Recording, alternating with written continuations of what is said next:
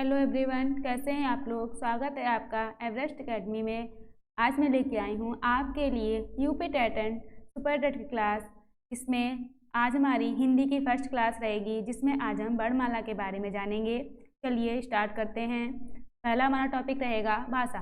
भाषा शब्द संस्कृत के भाष धातु में आ प्रत्यय लगाने से बना है, जिसका शाब्दिक अर्थ है कहना, बोलना, उच्चारण करना आदि। भाषा क्या होता है? भाषा है वह संस्कृत की जो भाष धातु होती है उसमें आ प्रत्यय लगाने से बनता है। प्रत्यय क्या होता है? प्रत्यय जो शब्द के पीछे लगाया जाता है तो वह प्रत्यय कहलाता है। भाषा का अर्थ होता है कहना, बोलना, उच्चारण करना। कहना मतलब अपनी बात को किसी के सामने कहना, सही से उच्चारण करना, तो ये हमारा भाषा कहलाएगा। मानव मन के विचारों को पूर्णता और स्पष्टता साधन को भाषा कहते हैं। मानव जो पूर्ण रूप से और स्पष्ट रूप से जो बोलता है उसे हम भाषा कहते हैं। भाषा के दो भेद हैं, कौन कौन से? लिखित और मौखिक। अगला हमारा रहेगा ध्वनि। मानव मुख से उच्चारित होने वाली मौखिक सबसे छोटी इकाई ध्वनि कहलाती है। ध्वनि क्या होती है? मानव होता है जो अपने मुंह से बोलता है और जो उच्चारित करता है, तो वो ध्वनि कहलाती है। ध्वनि क्या होती है? जो सबसे छोटी इकाई हमारी ध्वनि कहलाती है। ये आपके लिए बहुत ही इंपॉर्टेंट होगा। चलिए अगला क्या है? अगला है हमारा वर्ड। वर्ड भाषा की सबसे छोटी लिखित इकाई है। इसे और आगे विभाजित नहीं किया जा सकता। ध्वनि होती है वह सबसे छोटी मौखिक इकाई होती है। वर्ड जो होती है सबसे छोटी लिखित इकाई होती है, और वर्ड को हम आगे विभाजित नहीं कर सकते हैं। अगला है हमारा अक्षर। जिस ध्वनि समूह का उच्चारण श्वास के एक ही आघात में हो जाए उसे अक्षर कहते हैं। अक्षर क्या होता है? अगर हम बोलेंगे और एक सांस में बोलेंगे, जैसे हम बोलेंगे हाँ, ना, जा, खा आदि, तो इसको बोलने से जो हमारा श्वास में एक ही आघात में हो जाएगा तो हमारा अक्षर कहलाएगा। अगला हमारा रहेगा शब्द। वर्णों या अक्षरों का क्रमबद्ध व व्यवस्थित समूह शब्द कहलाता है। शब्द क्या होता है? वर्ण को और अक्षरों को क्रमबद्ध रूप से लिखा जाता है तो वह हमारा समूह शब्द कहलाता है। यह भाषा की सबसे छोटी सार्थक इकाई के रूप में जाना जाता है। शब्द क्या होता है? शब्द होती है वो भाषा की सबसे छोटी सार्थक इकाई होती है, और ध्वनि होती है वह सबसे छोटी मौखिक इकाई होती है, और वर्ण जो होती है भाषा की सबसे छोटी लिखित इकाई होती है। तो ये आपके लिए एग्जाम के लिए बहुत ही इंपॉर्टेंट हो जाएगा। इसमें पूछा जाएगा आप भाषा की सबसे छोटी मौखिक इकाई तो वह ध्वनि हो जाएगी, और पूछा जाएगा अगर भाषा की सबसे छोटी लिखित इकाई तो वह वर्ण हो जाएगी, और अगर कहा जाए भाषा की सबसे छोटी सार्थक इकाई तो वह हमारी शब्द हो जाएगी। तो ये आपके लिए बहुत ही इंपॉर्टेंट है। बढ़ते अगला है हमारा पद। जब हम किसी शब्द का प्रयोग वाक्य में करते हैं तो वे शब्द ही पद कहलाता है। पद क्या होता है? किसी शब्द का प्रयोग हम वाक्य में करेंगे, जैसे हमने ले लिया यहाँ पे मोहन,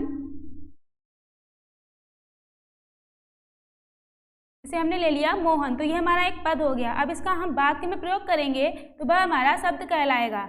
अगला हमारा रहेगा वाक्य। पदों का क्रमबद्ध व व्यवस्थित समूह जिससे पूर्ण अर्थ प्राप्त हो तथा व्याकरणानुसार वाक्य के चार मूलभूत तत्वों का वाक्य उसमें समावेश हो, उसे वाक्य कहते हैं। अब यह जो हमने मोहन लिखा है इसको हम व्यवस्थित रूप से लिखेंगे और इसका एक वाक्य बनाएंगे जो पूर्ण अर्थ प्राप्त होगा। तो इसे हम लिख देंगे मोहन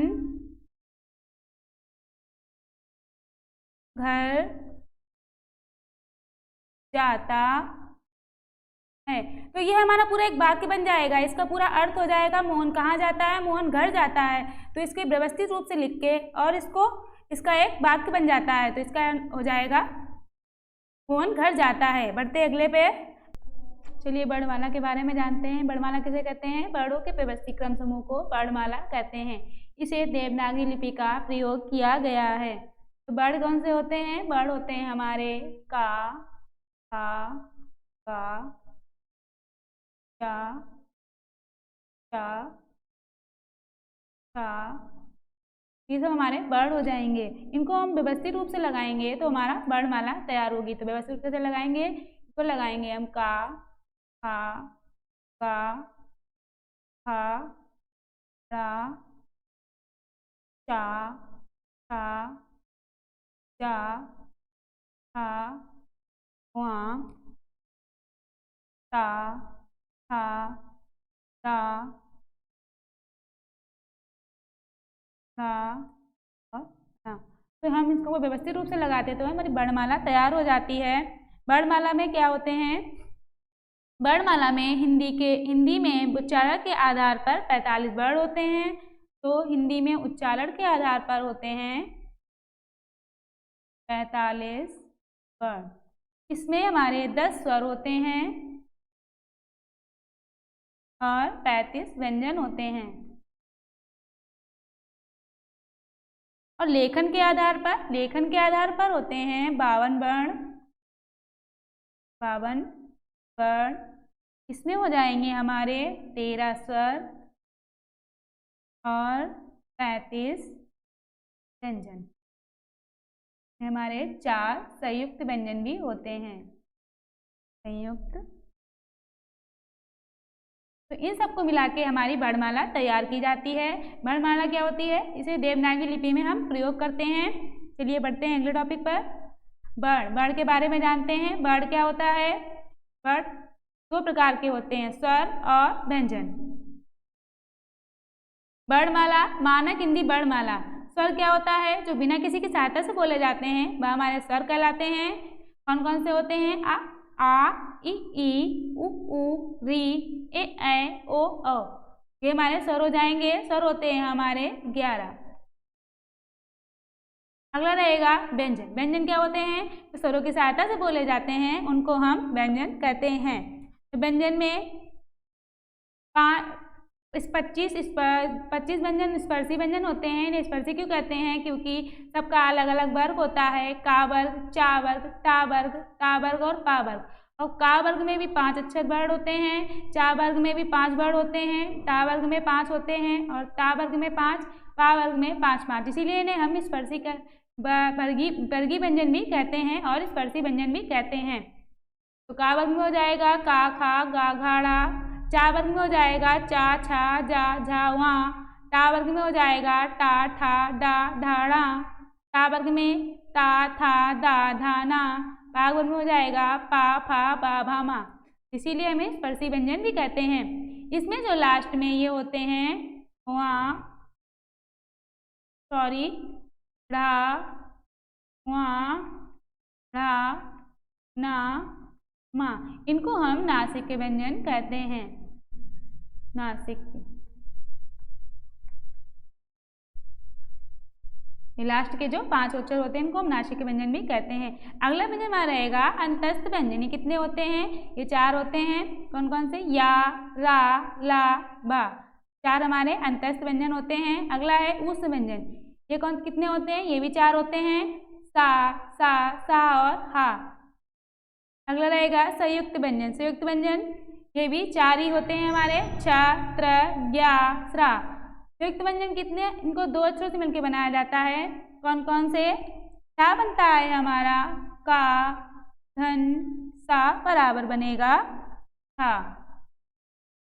का बनेगा हमारे ता, धन, रा बराबर बनेगा रा। अगला बनेगा क्या? जा, धन, वहाँ बनेगा हमारा या। अगला बनेगा हमारा सा, धन, रा, का बन जाएगा स्रा। तो ये हमारे संयुक्त व्यंजन होते हैं। इनको 2 अक्षरों से मिलकर बनाया जाता है तो वह हमारे संयुक्त व्यंजन कहलाते हैं। अगला हमारा रहेगा अयोगवा। अयोगवा क्या होते हैं? ये 2 होते हैं, अंग और आहा। अंग को कहते हैं अनुस्वर और आहा को कहेंगे विसर्ग। इससे हमारी वर्णमाला तैयार हो जाती है। चलिए बढ़ते हैं अगले टॉपिक पर। अगला स्वर। स्वर के बारे में जानते हैं। कितने प्रकार के होते हैं? मात्राओं के आधार पर 3 प्रकार के होते हैं, हरस, दीर्घ, प्लुत। जिह्वा के आधार पर अग्र, मध्य, पश्च। मुख के आधार पर संवृत, विव्रत, अर्धसंवृत और अर्धविव्रत। ओष्ठ के आधार पर वृत्ताकार, अवृत्ताकार। नासिक के आधार पर निम्न नासिक और अनुनासिक। चलिए आगे बढ़ते हैं। अगला हमारा रहेगा स्वर। स्वर वे वर्ण हैं जिनका उच्चारण करते समय किसी अन्य वर्ण की सहायता नहीं ली जाती। स्वतंत्र रूप से बोले जाने वाले वर्ण स्वर कहलाते हैं। स्वर क्या होते हैं? जिनको बोलने में किसी की सहायता नहीं ली जाती, जो स्वतंत्र रूप से बोले जाते हैं, बिना किसी की सहायता से बोले जाते हैं, वह हमारे स्वर कहलाते हैं। स्वर की संख्या 11 मानी गई है। मात्रा, उच्चारण, काल के आधार पर स्वर। चलिए जानते हैं। पहला है हरस स्वर या मूल स्वर। जिन स्वरों के उच्चारण में कम समय लगता है उन्हें हम हरस स्वर कहते हैं। कौन कौन से होते हैं हरस स्वर? हरस स्वर होंगे आ, ई, उ, ये हमारे हो जाएंगे हरस स्वर। अगला है दीर्घ स्वर, जिनके उच्चारण में हरस स्वर से भी अधिक समय लगता है या 2 मात्रा का समय लगता है, इन्हें हम दीर्घ स्वर कहते हैं। दीर्घ स्वर को हम द्विमात्रिक स्वर भी कहते हैं। दीर्घ स्वर में कौन कौन से हो जाएंगे? दीर्घ स्वर में हो जाएंगे आ, ई, उ, ए, ओ, अंग। तो ये हो जाएंगे हमारे दीर्घ स्वर। अगला स्वर हमारा रहेगा प्लुत स्वर, जिनके उच्चारण में दीर्घ स्वर से भी अधिक समय लगता है। इसमें किसी को पुकारने या नाटक के संवादों में इसका प्रयोग होता है, इन्हें हम प्लुत स्वर कहते हैं। प्लुत स्वर क्या होते हैं? जिनको बोलने में दीर्घ स्वर से अधिक समय लगता है। दीर्घ स्वर में 2 मात्रा को समय लगता है, प्लुत स्वर में 3 मात्रा का समय लगता है, तो इसीलिए इन्हें प्लुत स्वर कहते हैं। प्लुत स्वर किसी को पुकारेंगे तो आप तेज से बोलेंगे तो ये कहलाएगा प्लुत स्वर। जैसे हो जाएगा ओम, ओम बुलाएंगे 3 मात्रा का समय लगेगा। जैसे हम बुलाएंगे किसी को राम, तो राम बुलाएंगे तो 3 मात्रा का समय लगेगा, तो ये हमारा कहलाएगा प्लुत स्वर। बढ़ते अगले पर। जीभ के प्रयोग के आधार पर कितने प्रकार के होते हैं? पहला है अग्र स्वर, जिन स्वरों के उच्चारण में जीभ का अग्रभाग काम करता है उसे हम अग्र स्वर कहते हैं। तो इसमें कौन कौन से आ जाएंगे? इसमें आ जाएगा हमारा ई, ए। तो जीभ का जो हमारा आगे का भाग काम करेगा तो ये हमारा अग्र स्वर कहलाएगा। अगला रहेगा जिन स्वरों के उच्चारण में जीभ का मध्य भाग काम करता है तो वह हमारा कहलाता है मध्य स्वर। इसमें आ जाएगा आ। अगला रहेगा पश्च स्वर, जिन स्वरों के उच्चारण में जीभ का पश्चिम भाग काम करता है तो उसे हम कहते हैं पश्च स्वर। तो इसमें आएगा आ, उ, ओ, और आ, ये हमारे कहलाएंगे पश्च स्वर।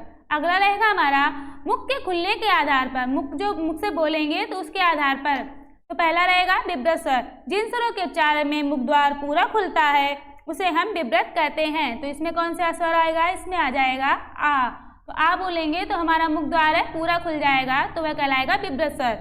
अगला रहेगा अर्धविभ्रत, जिन स्वरों के उच्चारण में मुख द्वार आधा खुलता है तो वह हमारा अर्धविभ्रत कहलाता है। तो इसमें कौन से स्वर आएंगे? इसमें स्वर आएंगे आ, ए, ओ, आ। इनको बोलेंगे अर्धविभ्रत जो स्वर बोलेंगे तो हमारा जो मुख द्वार है वो आधा खुलेगा। जैसे अ, ए, ओ, आ, तो हमारा मुख है तो आधा खुलता है तो वो अर्धविभ्रत कहलाते हैं। अगला रहेगा अर्धसमृत, जिन स्वरों के उच्चारण में मुख द्वार आधा बंद रहता है उन्हें हम अर्धसमृत कहते हैं। तो इसका कौन सा हो जाएगा? इसके हो जाएंगे स्वर ए, ओ। अर्धसमृत उच्चारण, अर्धसमृत क्या है? जिनका उच्चारण करेंगे मुख द्वार हमारा बंद रहेगा, मतलब आधा सा बंद रहेगा, तो वह कहलाएगा अर्धसमृत। जैसे हम बोलेंगे ए तो आधा हमारा मुंह बंद है, और ओ तो मुंह आधा बंद रहता है, तो वो कहलाता है अर्धसमृत। अगला है समृत, जिन स्वरों के उच्चारण में मुख द्वार लगभग बंद रहता है उसे हम समृत कहते हैं। तो इसमें आ जाएगा ई, उ, तो हो जाएगा हमारा समृत। का उच्चारण करेंगे तो हमारा मुख द्वार बंद सा रहता है, तो कहलाएगा समृत। जैसे ई, उ लग रहा है कि मुंह हमारा बंद है, तो कहलाएगा समृत। बढ़ते अगले पे व्यंजन। व्यंजन के बारे में जानते हैं। वे ध्वनियाँ जिनका उच्चारण करने के लिए स्वर की सहायता लेनी पड़ती है व्यंजन कहलाते हैं। प्रत्येक व्यंजन के उच्चारण में आ स्वर मिला होता है। आ के बिना व्यंजन का उच्चारण संभव नहीं है। व्यंजनों की संख्या 33 मानी जाती है। द्विगुण व्यंजन डा ढा को जोड़ देने पर इनकी संख्या 35 हो जाती है। तो व्यंजन क्या होते हैं? व्यंजन होते हैं जो स्वरों की सहायता से बोले जाते हैं, वह हमारे व्यंजन कहलाते हैं। और जो बिना किसी के जिसमें आ स्वर मिला होता है तो वह हमारे कहलाते हैं व्यंजन। व्यंजन में आ के बिना उसका उच्चारण संभव ही नहीं है। अगर हम इसमें आ नहीं लगाएंगे तो वह हमारा पूरा व्यंजन नहीं हो पाएगा, तो वह कहलाएगा व्यंजन। तो जिसमें स्वर की सहायता बहुत ही आवश्यक होती है और स्वर की सहायता लेनी पड़ती है, वह कहलाता है व्यंजन। व्यंजनों की संख्या 33 होती है। अगर हम 2 व्यंजन और मिला देंगे डा और ढा को, तो हमारे व्यंजनों की संख्या हो जाएगी 35। सामान्यतः व्यंजन 6 प्रकार के होते हैं। चलिए व्यंजन के बारे में जानते हैं। व्यंजनों का वर्गीकरण। तो पहला हमारा व्यंजन रहेगा स्पर्श व्यंजन। जिन व्यंजनों का उच्चारण करते समय हवा फेफड़ों से निकलते हुए मुख के किसी स्थान विशेष कंठ, तालु, मूर्धा, दांत या ओठ का स्पर्श करते हुए निकले, उसे हम स्पर्श व्यंजन कहते हैं। स्पर्शी व्यंजन कौन से होते हैं? जिनको बोलने से हमारी हवा फेफड़ों से निकलती है और मुंह के किसी स्थान, मतलब मुंह से बोलेंगे, कंठ से बोलेंगे, तालु से बोलेंगे, मूर्धा से बोलेंगे, दांत से और ओठ से स्पर्श करते हुए जो व्यंजन बोलेंगे वह हमारे स्पर्श व्यंजन कहलाएंगे। का से लेकर माँ तक 25 स्पर्श व्यंजन हैं। इन्हें 5-5 के वर्गों में विभाजित किया गया है। व्यंजन क्या है? का से लेकर माँ तक। अभी हमने आपको बताया था व्यंजन स्पर्शी व्यंजन क्यों कहलाते हैं, क्योंकि सबका अलग अलग वर्ग होता है और उसमें 5-5 होते हैं। तो का से लेकर माँ तक होते हैं वह हमारे स्पर्शी व्यंजन कहलाते हैं। इन्हें 5-5 के वर्गों में विभाजित किया जाता है। बढ़ते हैं अगले पर। चलिए इनके बारे में जानते हैं, व्यंजनों के बारे में। तुम्हारा पहला रहेगा वर्ग उच्चारण स्थान। अघोष अल्पप्राण, अघोष महाप्राण, अघोष या सघोष या अल्पप्राण, घोष सघोष महाप्राण, घोष सघोष अल्पप्राण या नासिक। चलिए जानते हैं कौन सा व्यंजन उच्चारण के स्थान पर कौन सा है, कौन सा अघोष है, कौन सा सघोष है, अल्पप्राण और महाप्राण के बारे में चलिए जानते हैं। तो कावर, कावर क्या है? कावर के हमारा उच्चारण स्थान हो जाएगा कंठ, चावर का उच्चारण स्थान हो जाएगा तालु, टावर का हो जाएगा मूर्धा, टावर का हो जाएगा दांत और पावर का हो जाएगा ओष्ठ। तो इसमें ये हमारे 4 हैं। कावर में 4 अक्षर हैं। अगर हम कहेंगे खा पर, खा का उच्चारण स्थान क्या होगा तो वो हो जाएगा कंठ। अगर पूछा जाएगा जा का उच्चारण स्थान क्या होगा तो वो पूछा जाए तो हो जाएगा तालव्य। अगर कहा जाए कि ढ़ा का उच्चारण स्थान क्या होगा तो वो हो जाएगा मूर्धा। अगर कहा जाए दंत में धा का उच्चारण स्थान तो हो जाएगा दंत। और भा पूछा जाए भा में हो जाएगा ओष्ठ। तो ये हमारे उच्चारण के स्थान पर हो जाएंगे। चलिए और इनके बारे में जानते हैं। घोषत्व के आधार पर, घोषत्व के आधार पर 2 प्रकार के अघोष या सघोष। अघोष और सघोष क्या होते हैं? जिन ध्वनियों के उच्चारण में स्वर तंत्रियों में कंपन ना हो, हर वर्ग का पहला और दूसरा हमारा अघोष कहलाता है। अघोष क्या होता है? जिन जो हम बोलेंगे और जिसमें कंपन नहीं होता है तो वो हमारा कहलाता है अघोष। पहला और दूसरा, तो पहला दूसरा कौन सा हो जाएगा? पहला और दूसरा, तो ये हो जाएगा हमारा अघोष। अगला हमारा क्या रहेगा?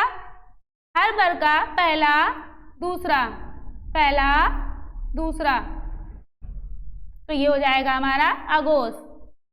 अगला क्या कह रहा है? सघोष या घोष। इसको हम सघोष या घोष कहते हैं।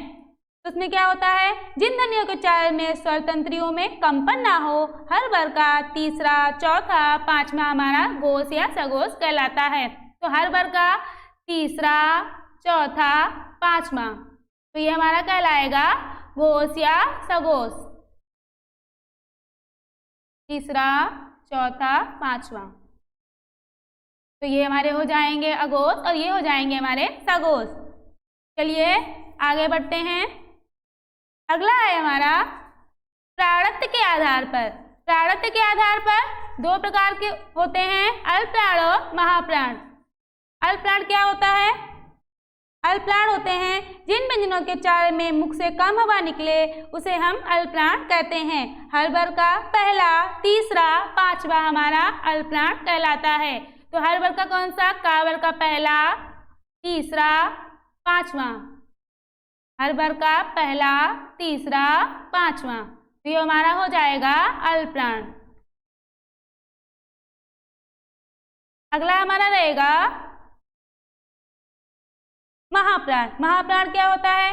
जिन व्यंजनों के उच्चारण में मुख से अधिक हवा निकले उसे हम महाप्राण कहते हैं। हर वर्ग का दूसरा और चौथा हमारा महाप्राण कहलाता है। हर वर्ग का दूसरा, चौथा, दूसरा और चौथा, तो ये हो जाएंगे हमारे अल्पप्राण और महाप्राण, अघोष और सघोष। चलिए आगे इनके बारे में जानते हैं। अगला हमारा रहेगा अनुनासिक व्यंजन। जिन व्यंजनों के उच्चारण में वायु नासिक हवा से निकलती है अनुनासिक व्यंजन कहलाते हैं। अनुनासिक कौन से होते हैं? जिनको बोलने पर जो वायु होती है वो नासिक स्थान से जिनको बोलने पर वायु जो होती है वह हमारे नाक से निकलती है तो वह हमारी कहलाती है अनुनासिक। अनुनासिक व्यंजन कौन से स्वर कौन से हो जाएंगे? इसमें आ जाएंगे आ, ई। तो इसमें जो है जो हमारे स्वर होंगे उसके ऊपर ये चंद्रमा वाला लगेगा तो ये हमारा कहलाएगा अनुनासिक। अगला हमारा रहेगा अंतस्थ व्यंजन। जिन व्यंजनों के उच्चारण में मुख बहुत संकुचित हो जाता है फिर भी वायु स्वरों की भांति बीच से निकल जाती है, उस समय उत्पन्न होने वाली ध्वनि अंतस्थ व्यंजन कहलाती है। इसमें या, रा, ला, बा आते हैं। तो इसमें क्या होता है, हम इसको बोलेंगे तो हमारा मुंह है संकुचित हो जाता है और वायु स्वरों से निकलती है तो वह हमारी अंतस्थ मतलब स्वर के अंदर से निकलती है तो वह हमारी कहलाती है अंतस्थ व्यंजन। इसमें हो जाएंगे या, रा, ला, बा, तो हमारा कहलाएगा अंतस्थ व्यंजन। अगला व्यंजन रहेगा हमारा ऊष्ण व्यंजन। जिन व्यंजनों के उच्चारण में एक प्रकार की गर्माहट या घर्षण प्रतीत होता है उन्हें ऊष्ण व्यंजन कहते हैं। इसमें सा, सा और हा व्यंजन आते हैं। ऊष्ण व्यंजन क्या होते हैं? इनको बोलने से मुंह से एक गर्माहट सी निकलती है तो वह हमारे ऊष्ण व्यंजन कहलाते हैं। ये हमारे 4 होते हैं, सा, सा, सा और हा, तो वह हमारे व्यंजन ऊष्ण व्यंजन कहलाएंगे।